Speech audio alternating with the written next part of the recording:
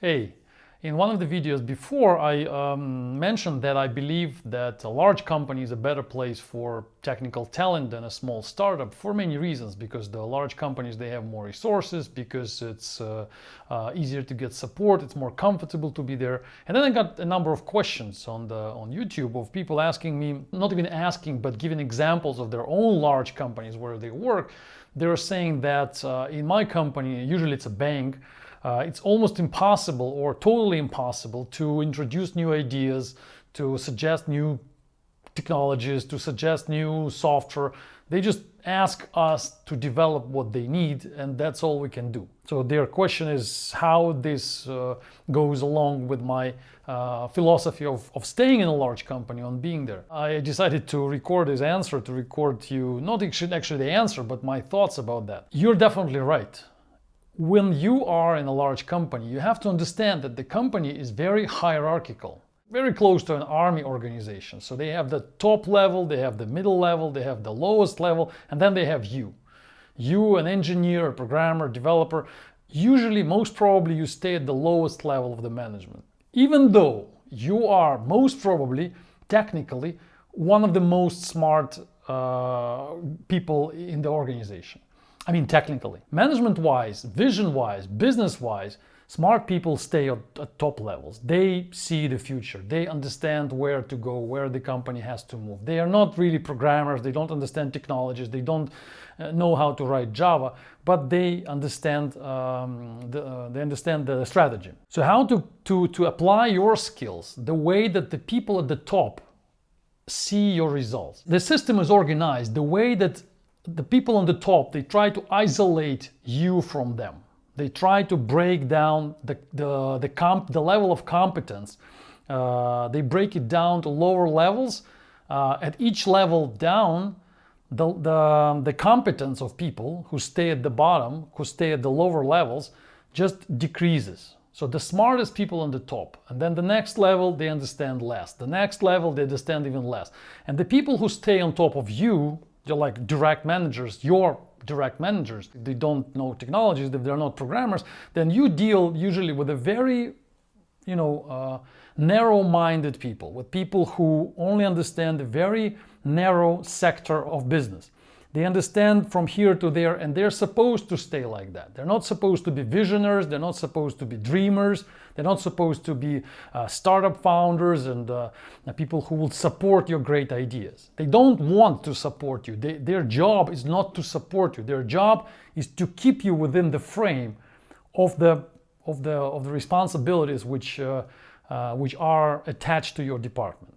And that's what they do. They're trying to keep you under control. They're trying to keep you focused on that sector of business which is assigned to you. But at the same time, you want to go outside of these boundaries. You want to, create a new technology which will change the entire organization, which will change the entire world. Of course, the first reaction would be stop, don't do it, because you're moving outside of the area of responsibility.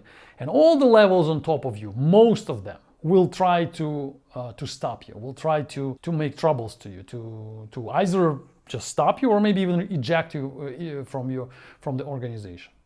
So what do you do? So how can you deal with this situation? First of all, you have to understand what's going on. So this is the reality. It cannot be otherwise. That's the idea of hierarchy. It can't be designed otherwise. It cannot be the way that the people at the bottom, who just your managers, they just ready to all the ideas, they would support everything you suggest or even consider what you suggest. Absolutely not. Like I said, their job is not to consider what you say. Their job is to stop you. Once you have this understanding, just relax and don't take it personal. Don't think that your manager is opposing you because it's a bad person, that the manager is opposing your ideas. They're just doing their job. Your job is to still be the dreamer, to still be the visionary, to still try to develop your new ideas, new technologies, which are needed for the company. So try to think like the company thinks, like people at the top of the company think. So listen to what they say. Of course, they don't know you. They will never talk to you. They're too high. For example, the CEO of the bank He's not going to talk to you, you're just a programmer. But think about what he or she thinks. What is the strategy of the company? What this bank needs to achieve in the next 10 years? And try to align your vision, try to align your projects, your ideas which you develop with this vision, and do it. Do it and ignore all the negativity which is coming to you from the lowest level of management. They will be fighting with you. Just take it peacefully, just understand that they're just doing their job. But still, try to keep doing your projects, even though you don't get the support from your direct management. They will not support you. Eventually, if your products, if your ideas will actually start making some sense, then hopefully, if you're lucky, you will be seen by the top management somehow. Of course, you try to move this movement closer to you. You try to make it happen sooner than later, but it may never happen. Maybe you will keep doing what you're doing, and the company will never recognize your achievement. The company will never, the top management never come to you and say, wow, you're doing this for the last 3 years. Now we understand what it is. Now let me move you to the up level. Let me give you the full support, and let's call this new product the flagman product of our company. This may never happen, but it may happen. You still have a chance. Ignore the negativity. It will happen no matter what. It's not personal. Just keep doing and hope to get the recognition from the highest level of management. You have some chances, 1%, it's still a chance. If it's not going to happen in the next, 5 years, then maybe change the company or, keep doing in the same company. Thanks for listening. Stay tuned. Bye-bye.